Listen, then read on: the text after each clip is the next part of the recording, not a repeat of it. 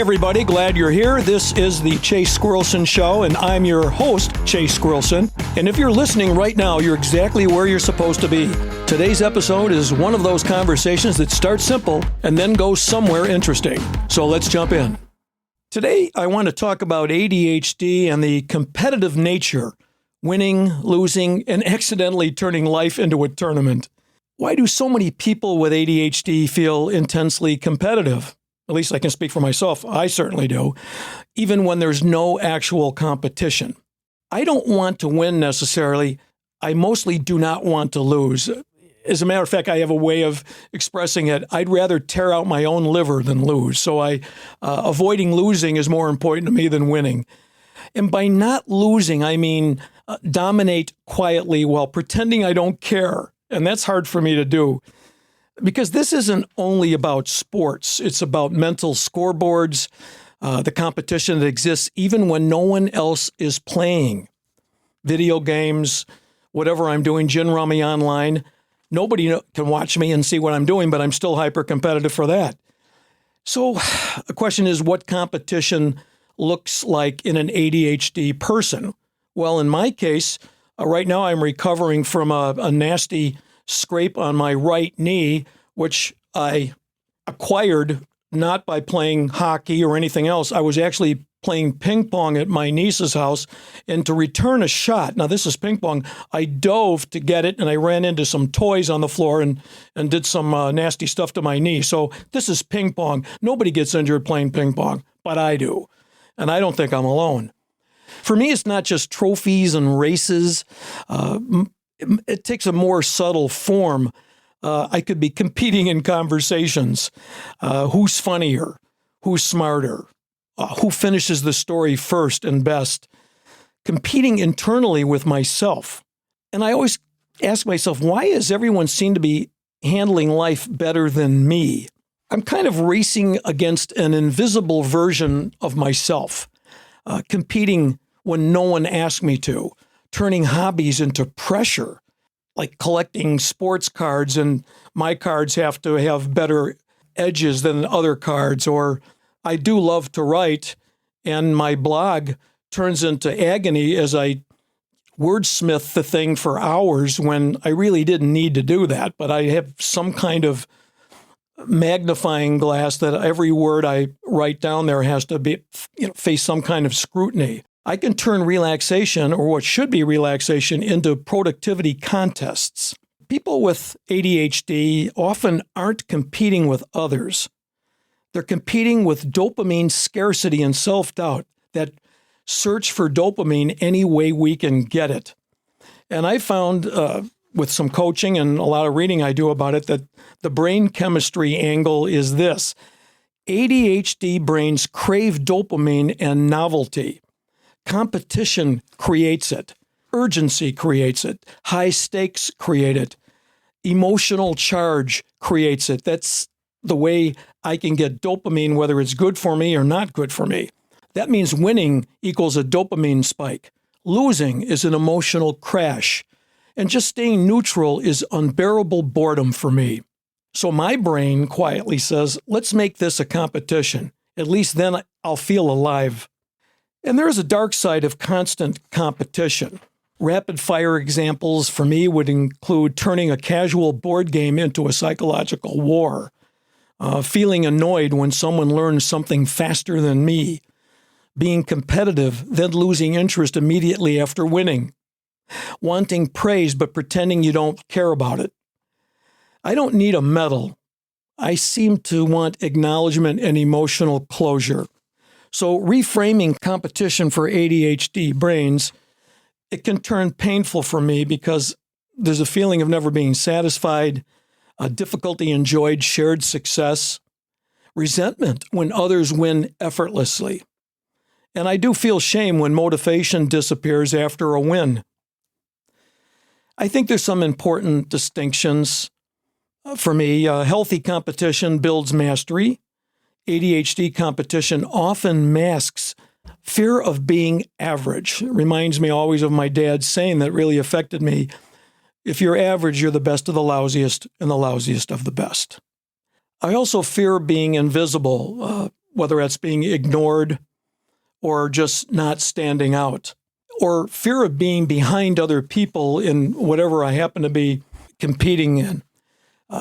So I have a great deal of trouble regulating emotion, and finishing imperfectly to me is very, very painful.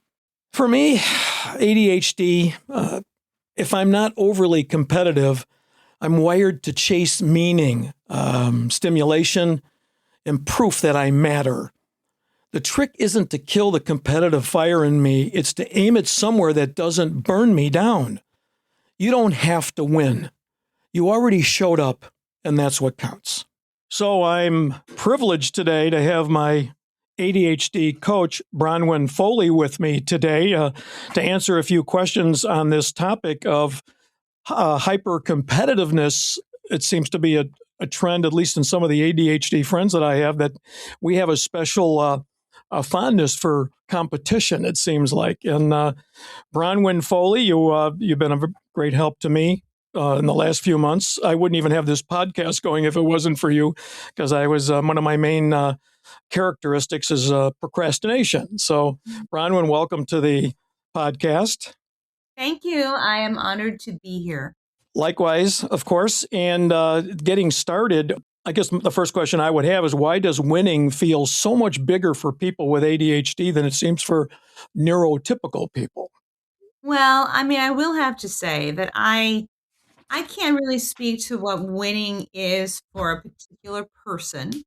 You know, it's sports, especially sports, and Well, maybe for me, even, it's yeah. normal people. So even neurotypicals can really want to win for reasons other than neurology.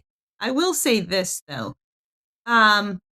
It's been observed that there are really 5 key factors that help an ADHD person initiate action, which is one of the core problems with ADHD or challenges, is that we're presented with these things we're supposed to initiate action on, and we don't feel that we want to initiate.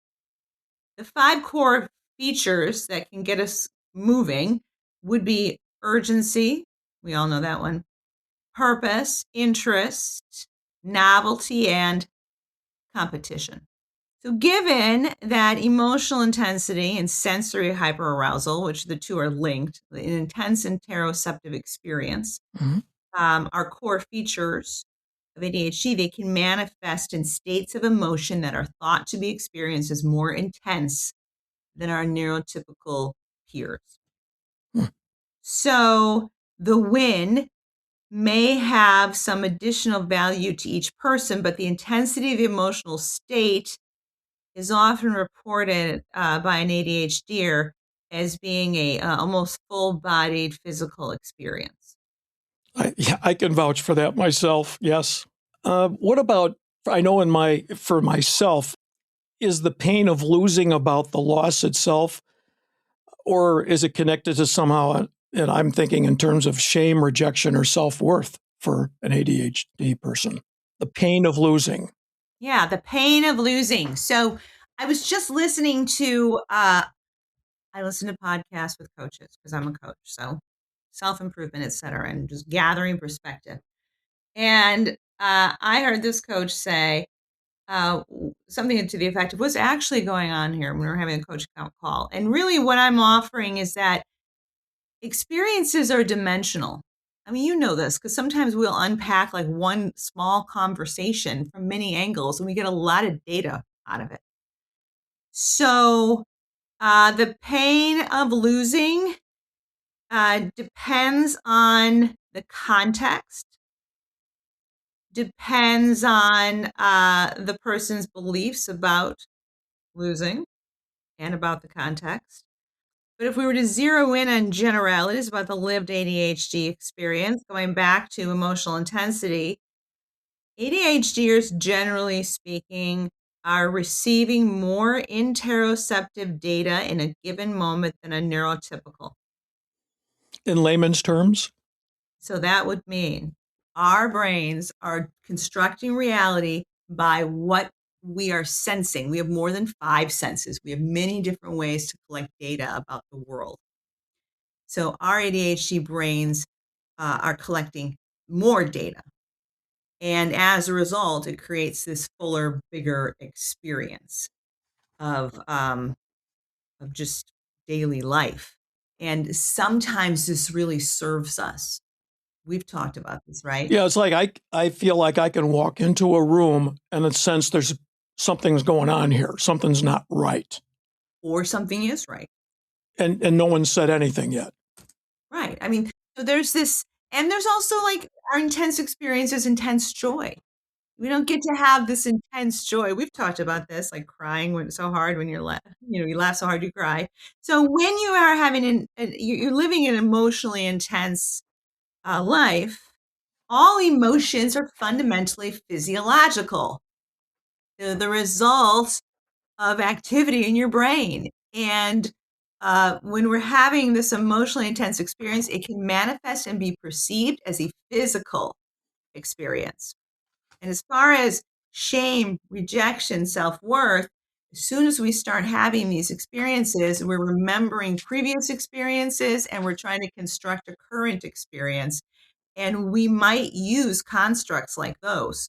I'm ashamed. This feeling must be shame.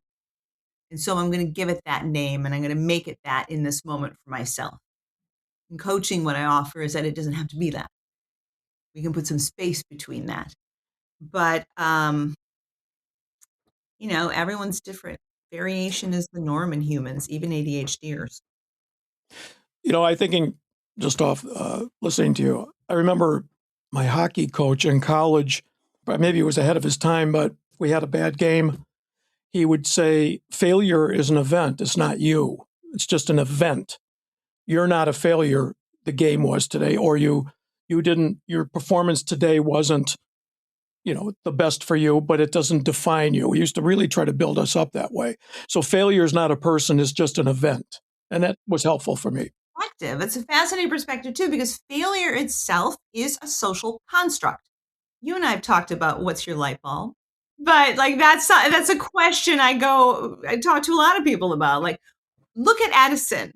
If he had a construct of failure, we certainly would not be. Well, someone else probably would have shown up with a light bulb eventually. 999 failures he had, Right? supposedly. Failures. What was he doing? He was collecting data about what does and doesn't work. So he found 999 ways that it doesn't work. That's all he kept until he stumbled on the one that did. 999 ways to just not try that way again.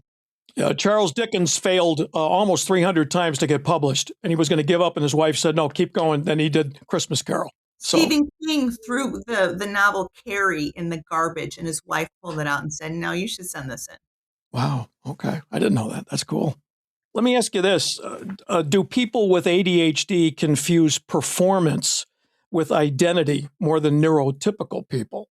I think everyone confuses performance with identity. Mm-hmm. Because we are pushed from the word go to perform, and that is who we become in the hierarchy of school, in the hierarchy of life, our performance. People leave school with ideas about who they are based on how they were able to perform on those tasks in that context, without any awareness of the nervous system, the unique nervous system that's there trying to create outcomes. For myself, I'd rather tear out my own liver than lose. I hate losing more than I love winning. Is that attached to ADHD in any way? Have you heard that before? We've talked about the negative bias of the brain. All brains have a negative bias, and we have a negative bias because without it, we wouldn't be here. You can't wander into the woods 2 million years ago without thinking something might try to eat you. Right. You'll never leave the woods again. So there's already a negative bias, but remembering the ADHD brain is stimulus hungry.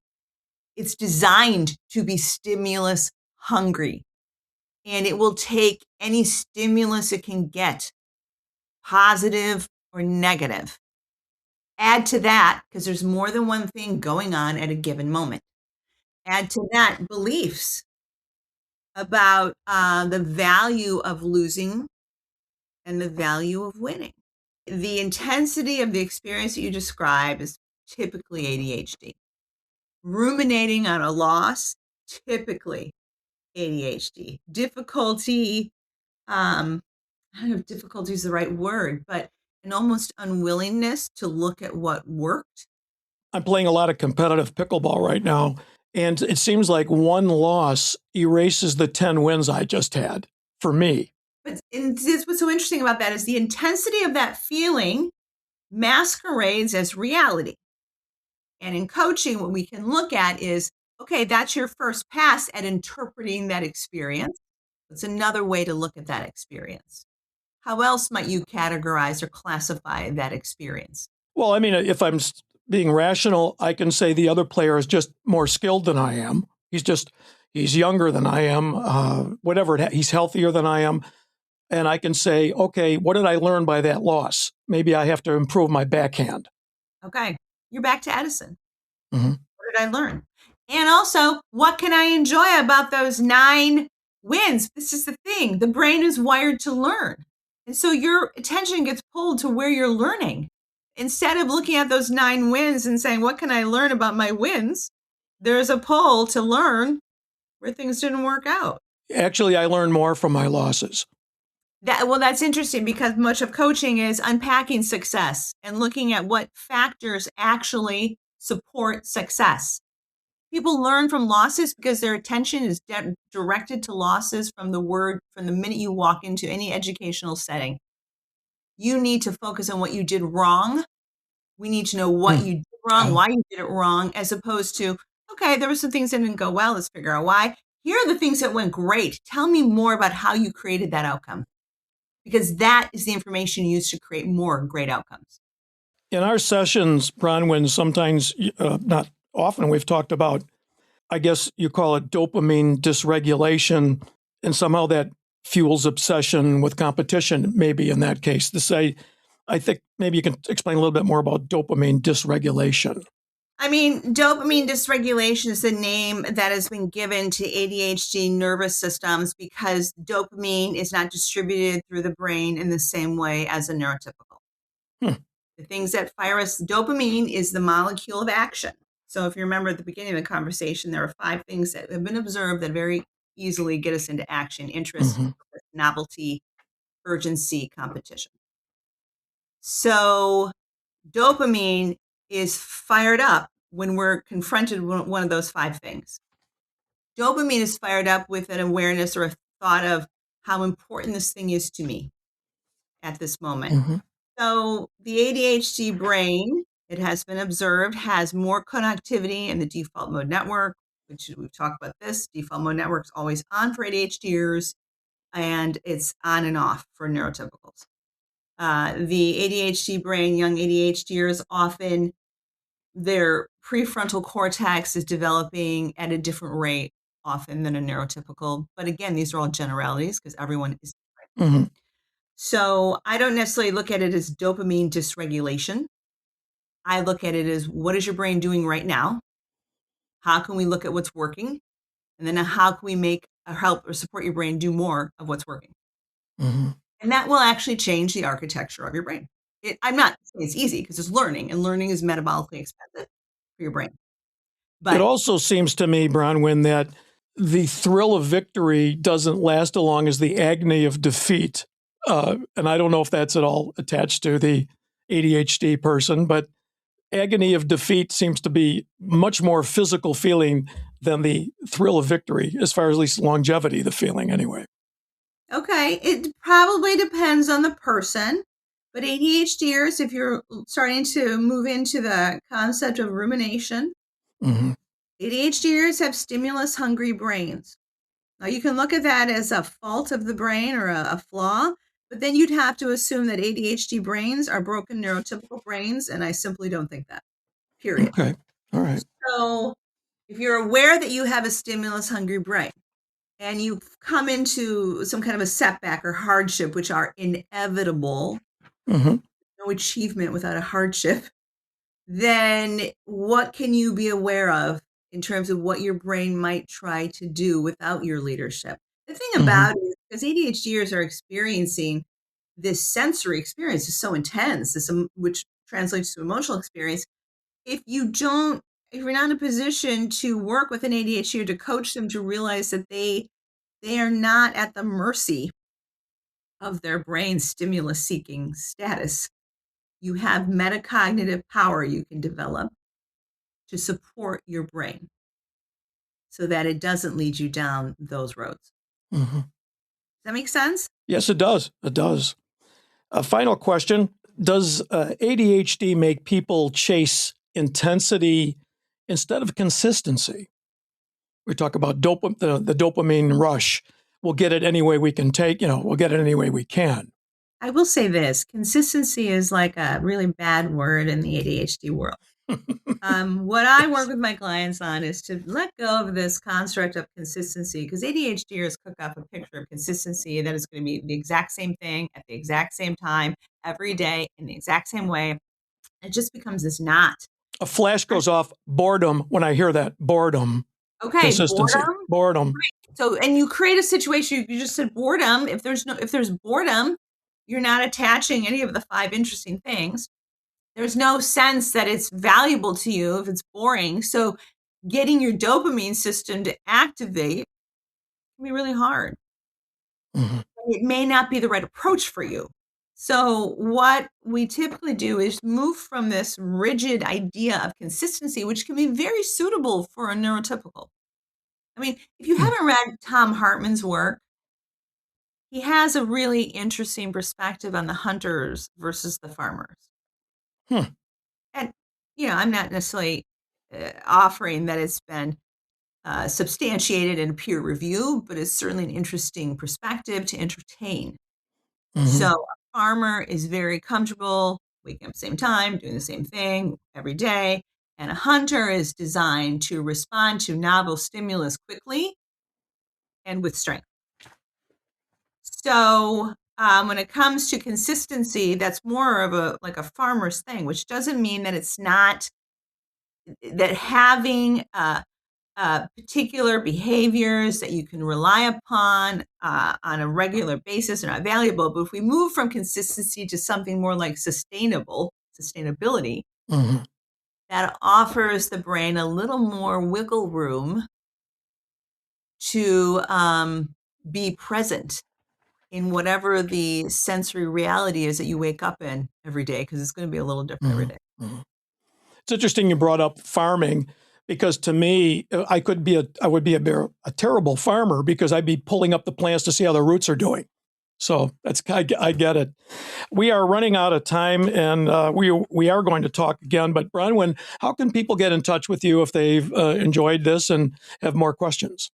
They can reach me on my website, bronwynfoley.com, BRONWYN, F as in Frank, OLEY.com. They can email me, Bronwyn at bronwynfoley.com. Those are probably the best ways to reach out to me. I have a form, and you can, schedule a coaching Q&A so we can meet and figure out what coaching might do for you. That's probably it. Well, I would totally endorse you. Even one session with you changed my current life right now. I wouldn't be doing the podcast. So, what was it in the podcast? What was that you want to share with your listeners that worked for you? What it was I, for quite a while, I was thinking about doing this podcasting, and a year later I hadn't started. That's because I was waiting to be inspired to do it. And you told me to just do it, and then the inspiration will come later and you'll get into it. And it was absolutely what happened. So can I say one last thing? Of course. Because we are the holders of these intense emotional states, we can think our intense emotional states are reality, and they're suggestions. Okay. Yes. So one of my axioms of coaching is waiting to feel motivated. So you're waiting for a feeling is going to produce more waiting. It did for me. It did. And motivation works by starting, and that's how your dopamine system, you invite your dopamine system to fire up. So awesome. I'm really impressed. Well, thank you, Bronwyn. And as to paraphrase Arnold Schwarzenegger, you'll be back. Awesome. I look forward to it. Congratulations on your achievement. Thanks. Have a great day. You too. This podcast is for informational purposes only. The content reflects personal experiences and opinions and is not a substitute for professional medical, psychological, mental health, or legal advice. Flint Rock LLC, the hosts, and guests make no representation or warranties and assume no liability for decisions or actions taken based on this content. Always consult a qualified professional regarding your own situation.